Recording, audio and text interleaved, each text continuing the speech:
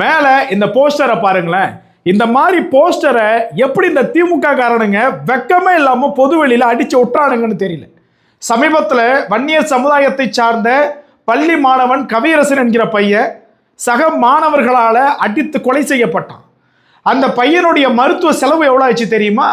கும்பகோணத்தில் இருக்கக்கூடிய அன்பு மருத்துவமனையிலையும் தஞ்சாவூர்ல இருக்கக்கூடிய தனியார் மருத்துவமனையில மட்டுமே 5 லட்சம் ரூபாய் இருக்கக்கூடும்னு சொல்லிட்டு அவர்களுடைய உறவினர்கள் சொல்றாங்க. அப்படி இருக்கக்கூடிய சூழல்ல இறந்து போய் 1 வார காலம் ஆகிவிட்டது. சமூக ஊடகத்தின் வாயிலாக கண்டன குரல் எழுகின்றது.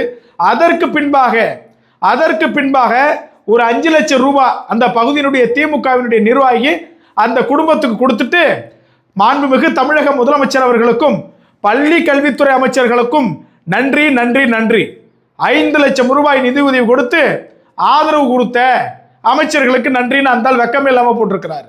நான் என்ன கேட்கிறேன், 5 லட்சம் ரூபாய் எதுக்கு நீங்க கொடுக்குறீங்க? பிச்சையா போடுறீங்க அந்த குடும்பத்துக்கு? பிச்சையா போடுறீங்க?